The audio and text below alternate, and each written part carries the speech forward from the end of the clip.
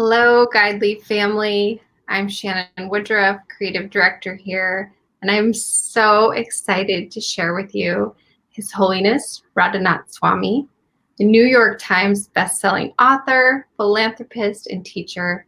His work of feeding 300,000 children per day in India and establishing hospitals, eco-villages, and several other philanthropic projects has led him to meetings with world leaders globally and right here onto your screens with us. Welcome, Swamiji. Thank you, Shannon. I am so honored, so grateful, and very happy to be with you and everyone who is with us. Yes, we're so delighted to have you here today. So I'd like to learn a little bit more about you. You know, your work came across my field just a few weeks ago, and in the form of the fly and the bee, the honeybee and the fly. I'd love to hear that story as kind of an intro for our audience. Well, oftentimes, Shannon, we can understand human nature and we can get great life-changing lessons from Mother Nature. And one of those limitless lessons is the honeybee. The honeybee hovers from flower to flower, seeking nectar.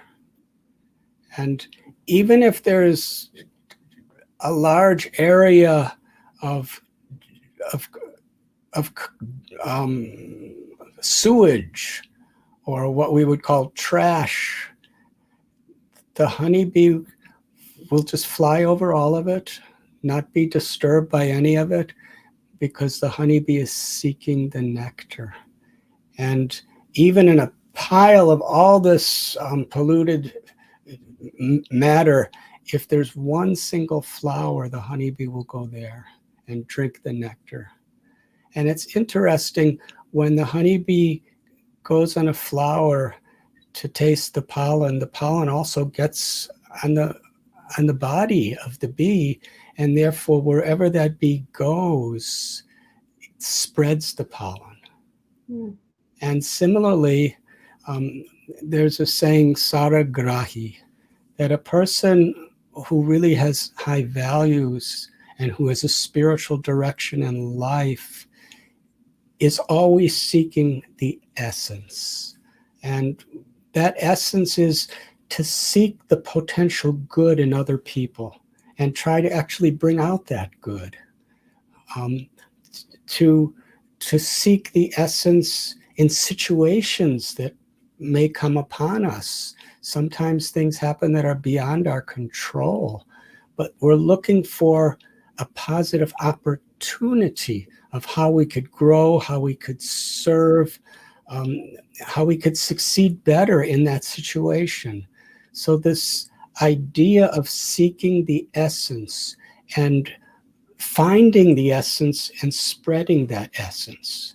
And from a spiritual perspective, the true essence is within ourselves. Inherently, we're spiritual. Inherently, the living force within us that's experiencing life through the body and mind is, in Sanskrit, Satchit Ananda, eternal, full of knowledge and full of happiness. And that happiness is in our capacity to experience love and to love. From a spiritual perspective, to taste God's love, and wherever we go, to share that love. That is various ways in which a person can seek the essence and share the essence. The more we have of beautiful, good qualities that we find within ourselves, the more we can share that with the world. And then there's the fly. And certainly we offer all honor and respect to the spirit within the fly, but still there's a lesson we could learn. that if a fly is in a beautiful garden of fragrant flowers, the fly will be seeking one piece of excrement. And where there's decomposing matter and there's garbage and there's human excrement, flies are very enthusiastic to taste that. And because they taste it, they become affected by it, and then where they go, they could spread disease and spread pain. So if we're seeking the essence of compassion and love and goodness through our spiritual practice, through the people we associate with, then we not only taste that nectar, but wherever we go, we could be instruments of that nectar. There's a beautiful poem that someone recently recited to me, which describes the nature of a person who has this love of God, this love of truth, that if a person puts on perfume for their lover, then wherever they go, everyone will experience the pleasure of that perfume. So when we have this love, when we have this compassion, everywhere we go, our energy, our words, our actions will uplift people. What a beautiful parable, and such a relatable example of how we can spread love and compassion just by choosing to see and interact with those moments in our life. Thank you. Thank you. So it was shared with me that it has been 50 years since your journey to India started. I'd like to hear about your life. And I understand that you were born here in the U.S., but you've spent much of your years in India. Can you share where you're from and kind of your story with our viewers? I don't know how much time we have, but take as much time as you want. I'll make it brief. But in context to your previous words, I guess when I was young, I was trying to be like that bee. I was trying to seek truth. I was born in 1950 in Chicago. My grandparents, they came from Eastern Europe, and mostly because of persecutions and discriminations, they came to find shelter of freedom in America. And, those that weren't able to come, they were all killed. So that was kind of a foundational experience of my growing up. From my earliest childhood, I just had a natural inclination of aversion. Let us say an inclination to be averse to discrimination. And I saw that people were judging each other so much. Sometimes people were judging me. I knew how it felt, and I couldn't bear people treating each other so like this. And I saw a lot of greed and a lot of arrogance, and I saw a lot of goodness too. But I saw that it's that goodness that makes life beautiful. It's not how much we accumulate that gives quality to our life. It's not how much money or how much fame or how much property. It's our values. And when I became a teenager, I got very involved with the civil rights movement. And I also got involved with the counterculture because there was a war in Vietnam where people were forced to fight. And it really didn't make sense to me. It just seemed like something very wrong. So in many ways, I was questioning, why is there so much hatred? And even in the name of a loving God, I saw people in the name of religion hating other people.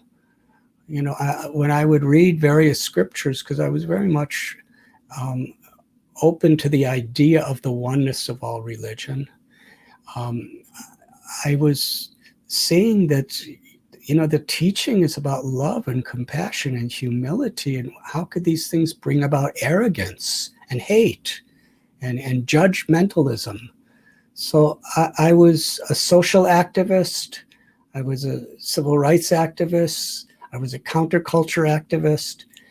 And I came to a conclusion that unless I really change my own heart and my own consciousness and my own inner values, I can't really be a sustainable or effective change in the world. And I believed that that change was spiritual. So I went on a spiritual quest, and I began to study various religions, because I felt there was something beautiful at the heart of all religions, but I needed to actually find where that was. So I somehow or other made it to Europe with one friend, and we had practically no money when we got there, because we had another friend who was actually bearing all the expenses, but our first day he got robbed, so he went back to America. And we decided to stay, and we were hitchhiking, and we were making the scene, you could say, in Amsterdam and London and all these places. And I was actually becoming quite popular, because a counterculture person from America was seen in Europe in those days as something special. But at the nights, I would just think, in many ways I'm getting more than I ever had, but I feel so empty. I feel like I'm just wasting my time. What is really meaningful and purposeful in life? So I started spending more time studying art in museums to get moral and spiritual messages. And I was going to churches and cathedrals and synagogues, and I was going to monasteries and forests and sitting on riverbanks. And I became just very much engrossed in a spiritual pursuit. I just felt this calling in my heart. And it was on an island in Greece.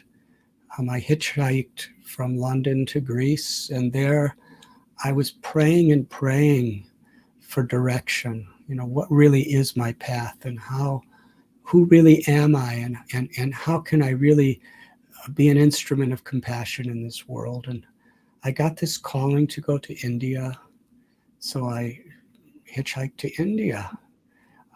When I hitchhiked through Europe, I was studying the Western spiritual paths through the Middle East, Turkey, Iran, Afghanistan, Pakistan. It was dangerous, but possible in those days. I studied Islam.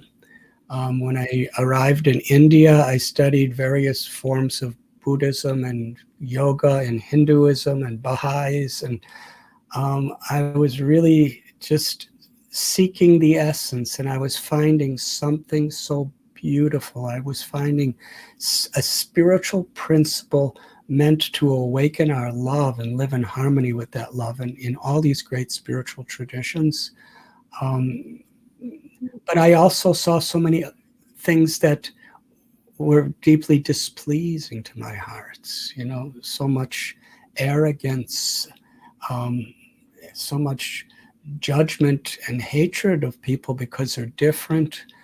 And I kind of learned a lesson that wherever we go in any spiritual path, there's going to be people like that, and there's going to be people who are seeking the essence, and those people are going to be able to recognize the essence in other spiritual paths. So it's a long story. I wrote a book called The Journey Home, where I actually tell the story in more details. But I was living in the Himalayas as a sadhu, as a wandering um, seeker. And ultimately, I came to a place called Vrindavan, which is the holy place in India, especially for people who are on a path of bhakti or devotion. And there I found something so rich and so beautiful. And it was so inclusive in the sense that I could really feel the beauty of all other true spiritual traditions, in this practice that um, I decided to really put my heart into it. And Vrindavan is the place where people worship God in the form of Krishna. Krishna means the supreme object of love and the supreme lover, who's all attractive and all beautiful, and whose sweetness and grace overshadows all other aspects of the divine. And I met my guru Prabhupada there, who I witnessed his compassion and felt his compassion and just wanted to assist in that compassion. And Shannon, that's how I ended up like this. What a journey. There's so many parallels I took from your early days and your disconnect and dissonance with your society and the culture to what's happening now, here in America, but also worldwide. Is there some parallels and some lessons there that you could help us unpack?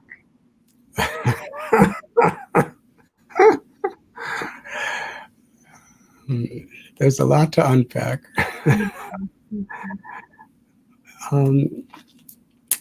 In the 60s, especially the late 60s, there was a great divide in the society. There was a large segment of the younger generation who was very much not accepting the directions of the older generation. And that's why it is called a counterculture.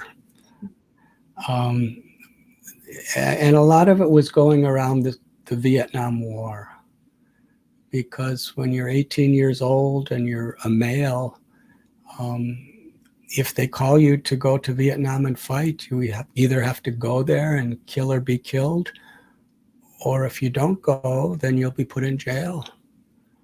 So you had two choices: either get put in jail or escape from the country by somehow going to Canada or somewhere illegally, or go and kill. And if you didn't believe in it, World War II, and these were people believed in the war, and therefore they were signing up like anything. But so much of my generation did not believe in this, and when believe me, the president at the time, Richard Nixon, was as unpopular as anybody could be as far as a leader of a country for our generation. And of course, the civil rights, we really felt for the African American people and other minorities who were being kept in poverty and who were being seen as something less, and that was unacceptable to our hearts. And some of the leaders, Malcolm X, Martin Luther King, were assassinated. There were serious problems. There were serious upheavals. At one, and I went to a peaceful demonstration just to ask questions, and the Chicago police tear gassed me and chased me with clubs and beat so many of the people I know, and we just wanted to make a positive difference. So these things were going on, and I think that protest with the proper motivation is something that really wakes up a society. When we build our activism upon a true spiritual principle, a principle that I am a part of God. I am a person whose greatest potential is to love the Supreme Person, to love God, and to feel that love, and to be an instrument of that love. Then we naturally see everyone with equal vision. The Bhagavad Gita teaches this principle, Vidyavanaya Sampane Brahmani Gavihastini, that real knowledge, real wisdom is not how much data we accumulate in our brains. Real wisdom is the ability to see everyone with respect, to see everyone with equal vision. We may not like what people do, but we understand, as Martin Luther King say, that inherently everyone is good, and the and success and greatness is based on a person's character, not on a person's external accumulations. And when we live for that purpose, then everything becomes wonderful. And today, things are really being shaken up. This pandemic of COVID-19 is kind of putting humanity in a helpless condition where we understand there's things that we just cannot control, and it's very sad to see people suffering physically and emotionally, and we should feel sadness for those people and for our loved ones, and we should be very cautious because this body that we have is a gift of God that we should take care of very nicely. But at the same time, it's an opportunity to take a step back from the routines and the habits of our ordinary lives and really question, what is the most important way that I could utilize time? What is the real values that are truly important in life? What are really the values I truly want to exemplify and impart to my children, grandchildren, and the society around us? And it's a wonderful opportunity for seva, for service to others. It's a wonderful opportunity for spiritual awakening, because there's so many things in this world that are always changing. But one thing we can do is we can connect to our own true self. And through that experience, we can find shelter. We can find shelter in God, and we can actually do good in this world. I was thinking about your journey, your personal journey, and how the beginning of the journey, you started with this conflict and tumultuousness, and it led you to your awakening and your teachings and who you are now. And I was thinking about how many people, maybe this is that fertile ground for them, that dissonance, so that they can really begin to explore and start to unpeel the layers to get to their true self. And I was just thinking that I thought I would share that with you. So actually, Shannon, what I was trying to say with so many words, you just said it so wonderfully. Well, thank you. Thank you. So you shared when you landed finally, or not maybe not permanently, but in India, you met your guru. Guru is a term that is maybe not well understood here in America, and I'm not sure I quite understand it. Can you share what a guru is and how that relationship works? A guru is a teacher, a mentor. On the spiritual path, there's, there could be many gurus. Just like the honeybee could be a guru, because the honeybee is teaching us so many beautiful things. There's one scripture called Srimad Bhagavatam, where one king, a king was going through the forest, and he was a very noble and saintly king. And while he was there, he saw this man who was just wandering. He didn't have anything. And the king just could see what his consciousness was by looking at his physical form. And he said, "Please, I want to know from you." The king asked this question. Everyone in this world is trying to find happiness through wealth and through fame and through comfortable homes and nice conveyances and sexual partners and all these things. But I don't see you have any of these things. You're just living alone here in the jungle. But I see that you're the most peaceful and happy person I've ever seen in my life. And this is very much a contradiction from everything we learn. We think that if we have all this stuff, we'll be happy, and you don't have any of it, and you're happier than anybody. So tell me, how did you get to this experience? And the person said, I have 24 gurus. And he began to explain the sun, the moon, the wind, the trees, the bees. And he explained what he was learning from nature. So many life-changing lessons.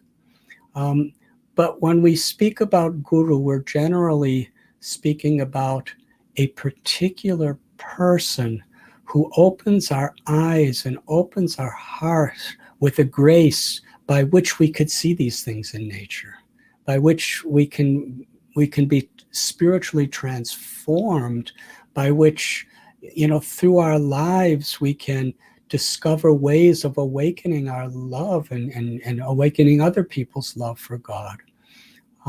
So a guru is one who takes one from darkness to light, from ignorance to knowledge, from suffering to true happiness. And they teach us, they show us the path by which following that we can make that connection. So how did you find your guru, or how did your guru find you? And how would you, anybody who's watching this and is looking to experience a relationship and a transformation like that, are there signals or cues along the way that you're ready for that? Or if you could help us understand this a little bit better. Well, I was seeking for years, and I came to the conclusion I'll never find myself. It's something that is given.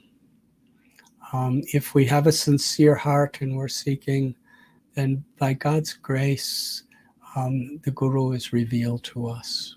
The path is revealed to us. There's a saying that by the mercy of Krishna or God, one gets a guru, and by the mercy of guru, one gets God.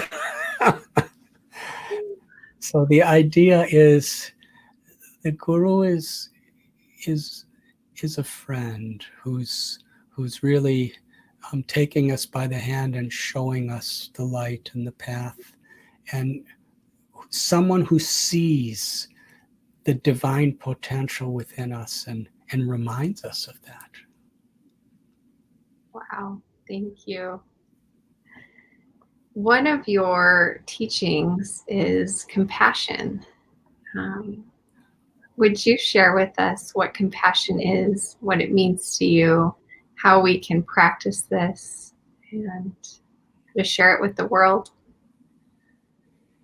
In Sanskrit, there's a very powerful statement which describes the actual state of mind of a person who's enlightened.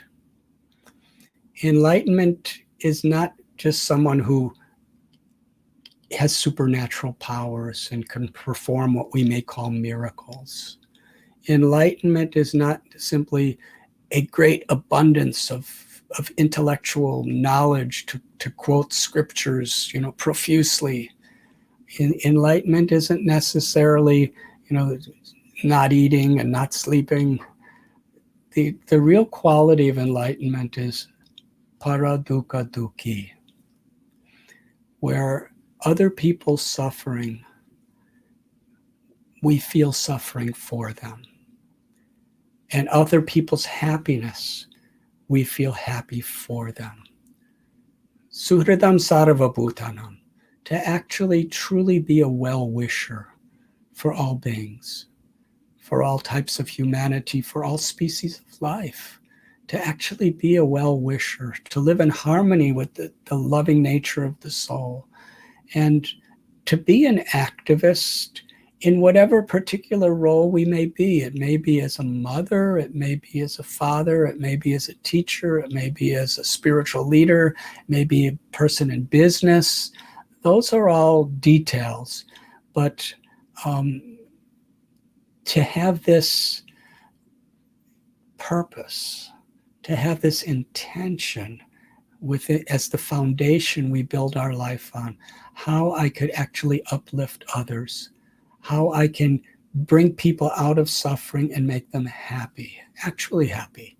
And then there's 3 levels of happiness. There's physical, there's emotional, and there's spiritual.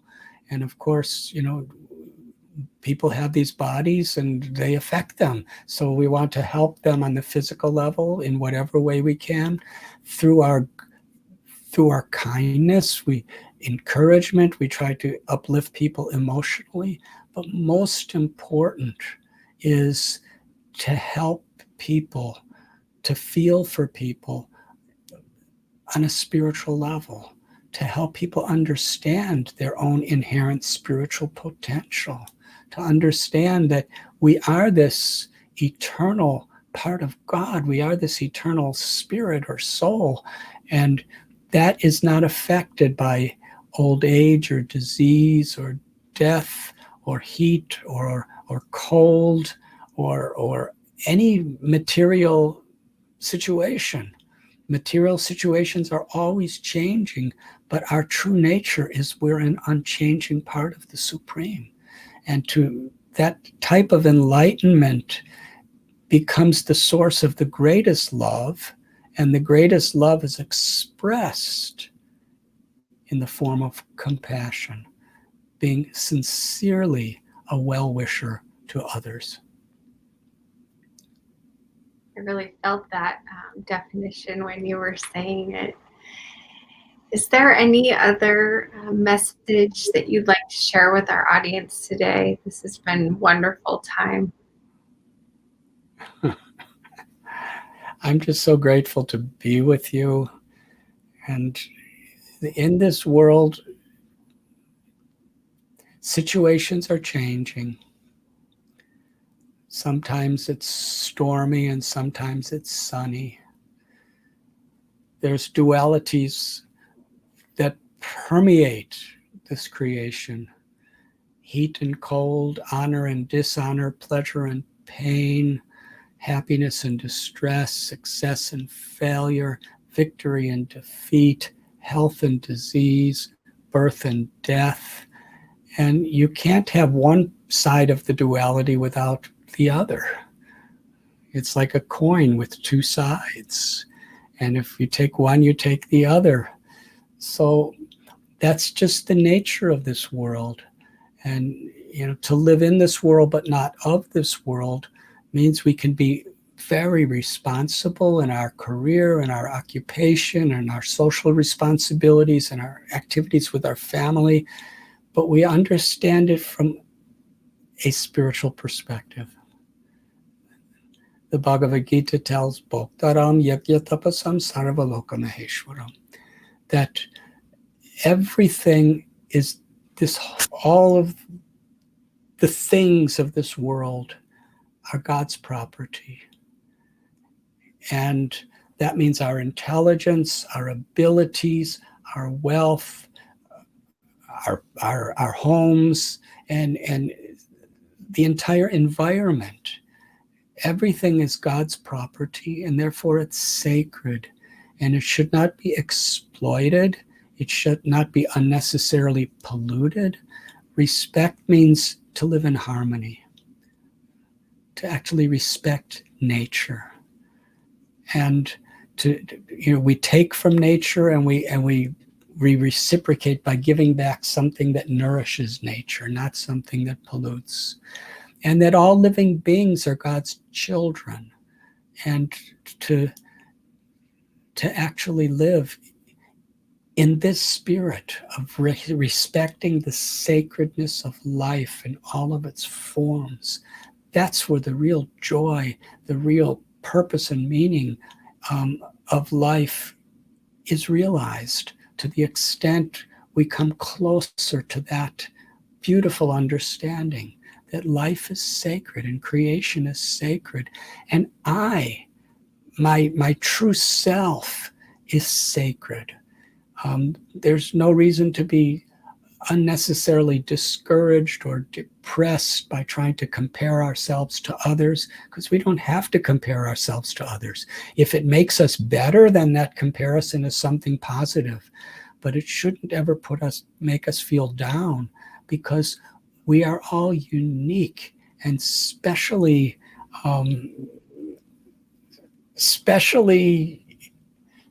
beautiful in our own right. And when we recognize that, we don't become arrogant or proud of it. Rather, we recognize that same beauty inherently in others. Can you recommend a daily practice for us to shift into that frequency? Well, as you just said, Shannon, it's a matter of tuning into that frequency. And there are so many frequencies in this world. There's the frequency of anger, and the frequency of greed, and the frequency of arrogance, and the frequency of anger, and so many frequencies in this world. But there's also the frequency of love, the frequency of grace. And our spiritual practice is through our meditation, through our prayer, through our puja, our worship ceremonies, through the people we're with, through our studies. They're meant to tune us in to that frequency of grace that's within us and all around us. And if we perform our spiritual practice seeking that essence, then our life becomes so beautiful, becomes transformed. In my practice, we chant God's names. Nam Nama Hariba, Nija Sarva Shaktis. There are many, many names of the one supreme truth. When that name is chanted with sincere devotion, and various of these spiritual sound vibrations are connected. It's called a mantra. It may be a one-syllable mantra, or it may be more syllable mantras. Lord Chaitanya, who was one of the great avatars or teachers of pure unalloyed love for God and pure unalloyed compassion to all beings, he personally taught us the chanting of what is called the Maha Mantra. Hare Krishna, Krishna Krishna, Hare Hare, Hare Rama, Rama Rama, Hare Hare. But chanting these divine sounds, we may have another mantra, but when we chant those divine sounds and we give quality time for that tuning in, it nourishes us spiritually and gives us great spiritual perspective and strength to live with character, to live with compassion in whatever life we have. I can relate to the sound. I think sound is such a beautiful, pure form of God and energy. It's one of the first things we do when we hold a newborn baby. We sing to it, we coo to it, and we we connect to that and really channel that energy. And I love when you're explaining, when you're chanting a mantra and using that sound and that frequency, you're connecting back. It could be through meditation, silent, or reciting very quietly, or kirtan. Kirtan means singing ourselves or singing with others. It not only purifies our own heart, but it purifies the entire atmosphere around us. Mm-hmm. Well, thank you so much for this time today. We've had some beautiful comments come in. I really appreciate your sharing your story and your time, your generosity with us. Thank you so much. Thank you, Shannon, and I'm just so grateful to you and to Amir and to Daron and to Prudence and to everybody else I know who are connected to Guidely. And it's just a wonderful thing that you're doing, and it's just so special to be with you. Thank you. Thank you. That is part of our Guidely family he just spoke of. Part of why I wanted to talk about the guru relationship is because that is something we're bringing forth, is this ability to connect with a coach or a mentor to help you achieve that expansion. So thank you for sharing that with us again. Have a wonderful evening. Blessings. Because of you, it's already wonderful. Thank you. And thank you to everyone who tuned in. It was a wonderful time today. Thank you.